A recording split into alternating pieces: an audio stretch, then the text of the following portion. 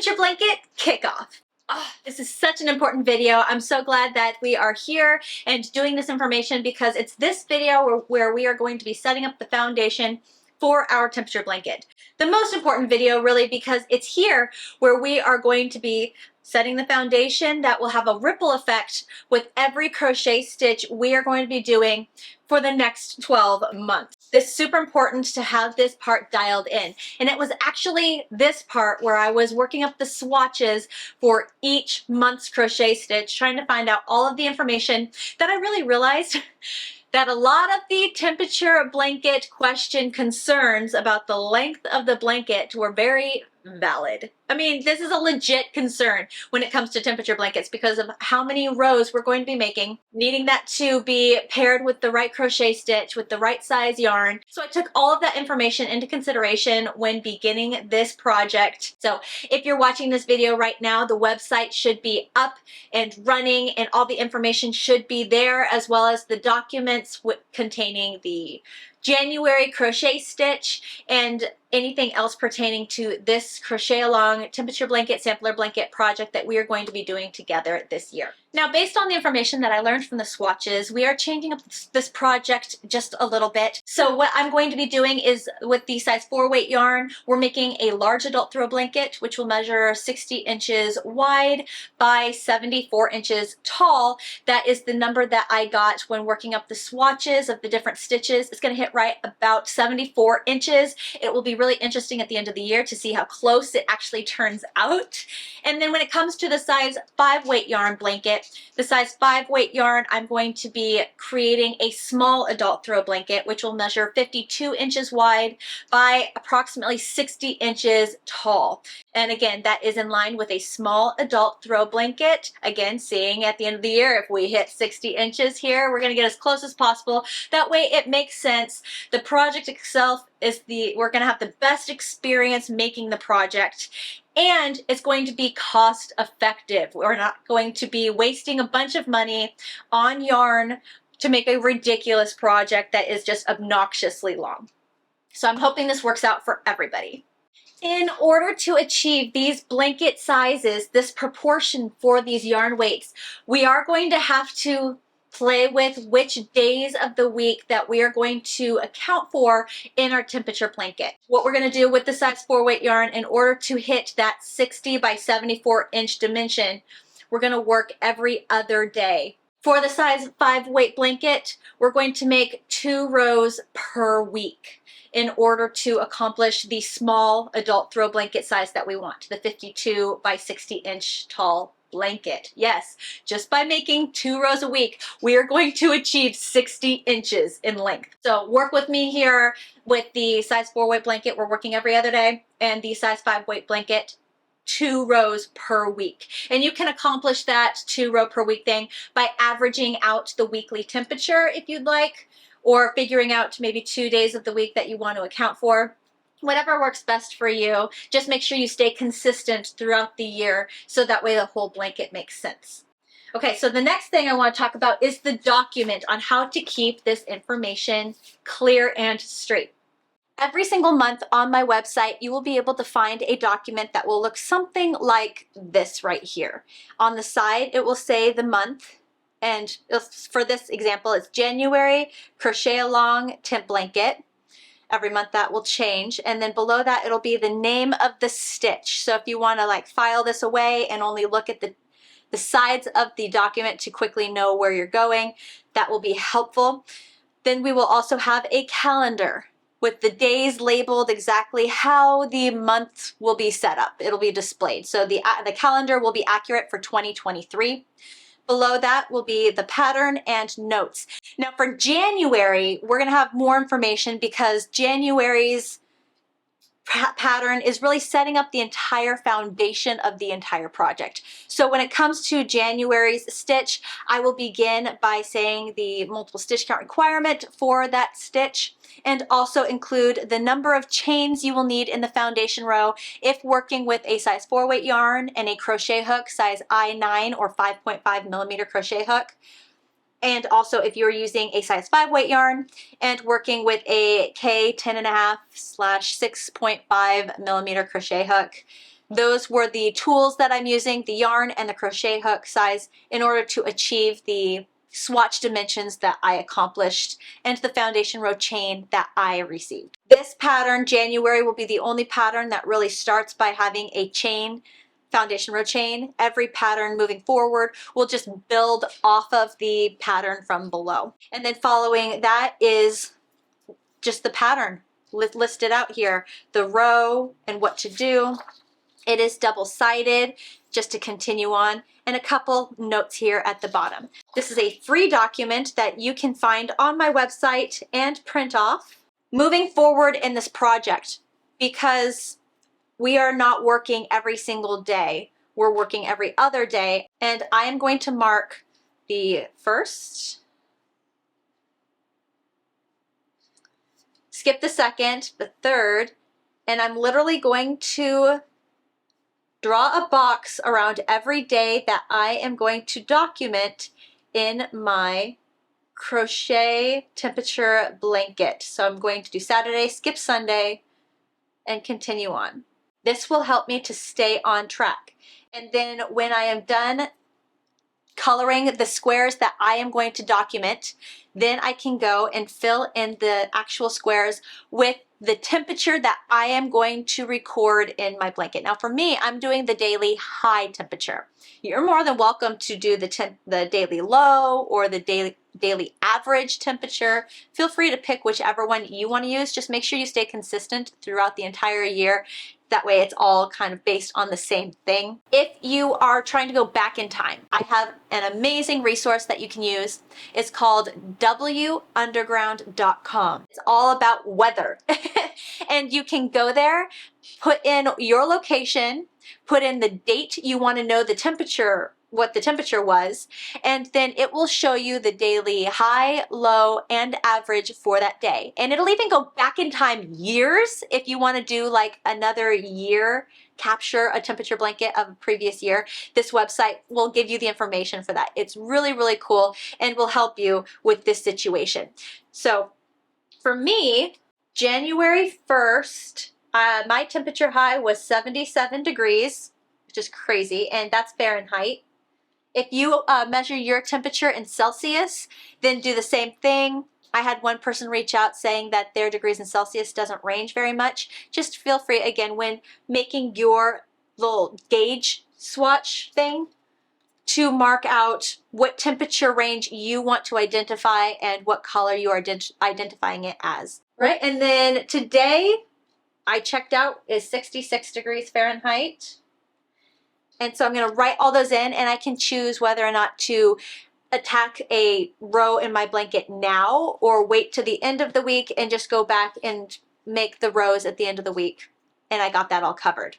Okay, now that we have documented the temperatures that we want to record, grab your gauge, your temperature gauge, so we know what colors to pull. Here I have my size 4 weight yarns identified. Let's go. So the January 1st, my temperature high was 77 degrees. Come to my gauge. That means I need the color fawn. So grab that. And then today's high is going to be 66 degrees. Amazing the different variation.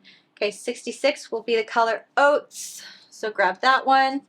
And then the crochet hook that I'm using with my size 4 weight yarn is the I9 or 5.5 millimeter crochet hook. Perfect. Now I'm not going to be showing the demo example of the crunch stitch with the size 5 weight yarn.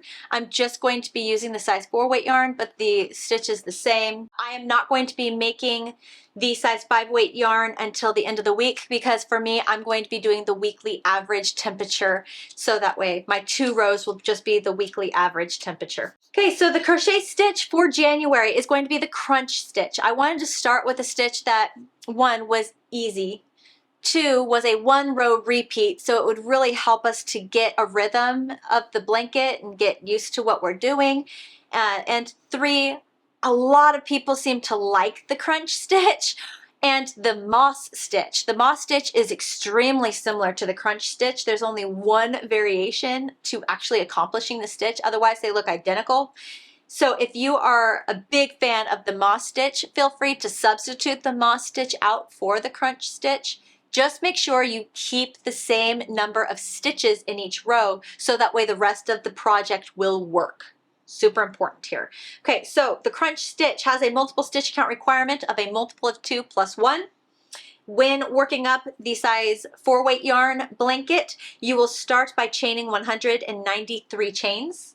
If you are working the size 5 weight blanket, you will start by chaining a total of 133 chains. If you are working with any other size, make sure you make up a swatch to accommodate for whatever size blanket that you are wanting to make. All right, let's go ahead and begin. So I'm going to go ahead, and I'm actually starting my blanket right now. I'm working it with you. So I'm going to be making a total of 193 chains right now. So I'm going to get you started, and then I'm going to just jump to me finishing 193 chains. Here we go. Right. 1, 2, 3, 4, 5, 6, 7, 92, 93. Awesome. All right, for row 1, we're going to skip the first 2 stitches or the first 2 chains and slip stitch in the 3rd chain from our crochet hook. So looking at those V's, we got 1, 2, 3. Slip stitch into that 3rd chain. Great. That skipped 2 chains actually does count as a stitch. It will be the first half double crochet stitch. So technically we have 2 stitches here. Half double crochet and a slip stitch. The repeat pattern for row 1 will be a half double crochet in the next stitch and then slip stitch into the following, and then half double crochet and a slip stitch, and that's it. That is the repeat pattern for row 1. So continue working this repeat pattern all the way to the end. The very last stitch will be a slip stitch. Super important. So if you get to the very end and the last stitch that you want to make is a half double crochet, double check your work to make sure you haven't repeated a half double crochet 2 in a row or slip stitches 2 in a row. Okay, good gauge. So go ahead and continue half double crochet, slip stitch, half double crochet, slip stitch, all the way across. I'll meet you at the end to show you how we move on to row 2. Slip stitch, half double crochet, and ending with a slip stitch. Awesome. Okay, great. So when it comes to the temperature blanket, writing down the days is going to be pretty great because then you can identify, oh, the next row I need to make is the same color, so I don't have to cut my yarn. I can just move straight into the next row and keep going. However, for me, my next day is a completely different color. So what I'm going to be doing is I am going to grab my scissors. I'm going to cut a tail long enough for me to weave in that end at the end of the project, or you can feel free to weave in as you go between weeks or between days, since we are doing every other day. That way you can prevent the end of the project having this crazy amount of tails at the end. Get a yarn over, pull that tail through the loop on my crochet hook for a tie off. Now another thing that I've seen some people do in other temperature blankets is if you don't want to weave in your ends at all, just start with a tail and end with a tail, and then at the very end of your project you just have fringe that you can trim and make sure it's all the same length. But if you're not a fan of fringe, you want it to be clean, especially moving forward into putting a border around this. Yeah, gonna want to weave in as you go. Okay, so attaching a new color to the project. So I'm gonna go ahead and move my work so that way right where I tied off is right where I begin. Grab my second color that I have indicated for the temperature color. I like to pull from the center if I can, if possible. That is what I like to do. But if you needed to take up your yarn or something another way and work from the outside, whatever works best for you. Okay, so starting with the tail, long enough to weave in that end. Great. Slip stitching into the very first stitch space just to attach the yarn to the project. So slip stitch. Awesome. Okay, so what we're going to do for row 2 of the crunch stitch, we would chain 2 for our turning chain. So if you are keeping the same color at the end of the row, just chain 2. For me, adding a new color, I'm still going to start with chaining 2 just to stay consistent with the pattern. We will skip that first stitch space, and the very first stitch we will make for row 2 is slip stitching into the second stitch space, or slip stitching on top of the half double crochet stitch. Next stitch, half double crochet. Next stitch, slip stitch. Next stitch, half double crochet. And that is the repeat pattern across all of row 2, is slip stitch, half double crochet, slip stitch, half double crochet. Another way for you to gauge what you're doing is slip stitch on top of a half double crochet, or half double crochet on top of a slip stitch. All right, and that is how we will go about working row 2. If you wanted to make a different size blanket than what I am making, I will provide to you right now the swatch dimensions that I found when working up these projects. So when it comes to the size 4 weight yarn that I used, I also used a crochet hook size I9 or 5.5 millimeter crochet hook. Very important that you know that those two work together to accomplish these numbers. The swatch that I made was 5.5 inches wide by 5.5 inches tall. I had a total of 17 stitches in every row and a total of 20 rows in that 5.5 inch length dimension. Okay, so those are my numbers there.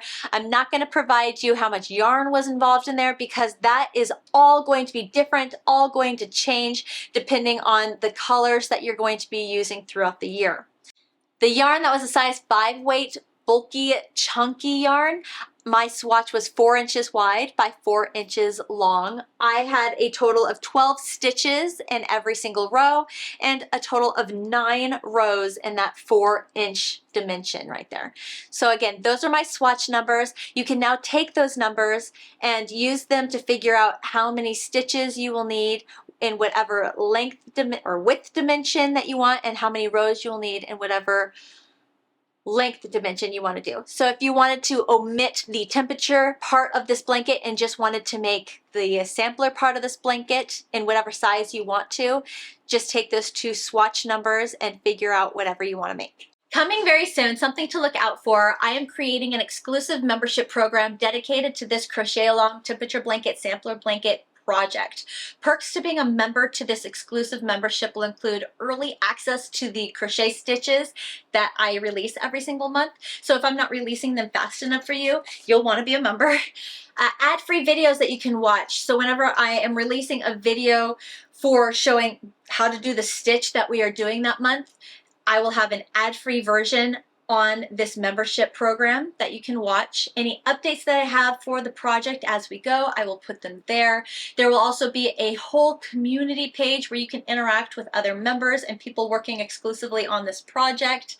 And best of all, something I am most excited about is being a part of this membership will grant you access to 2 exclusive lives every single month where all we are doing is working on this project. It's a great opportunity for Q&A. If you have a section that you're stumped on and you need a little help, I will be there for you twice a month through the whole year of this project. It's going to be great, lots of value. When this membership is ready, I will have information located in the community tab of my YouTube channel and on my website underneath the Crochet Along page. So make sure you look there for more information and as soon as the membership's ready. My next video releasing February's crochet stitch will release the last Tuesday of this month, which ends up being January 31st. On that day, I will have a video go live showing you the crochet stitch for February, as well as the pattern for February's crochet stitch will be released onto my website for you to get your hands on. I hope you guys have a lot of fun, and I'm looking forward to seeing you with the next crochet stitch to continue our project together.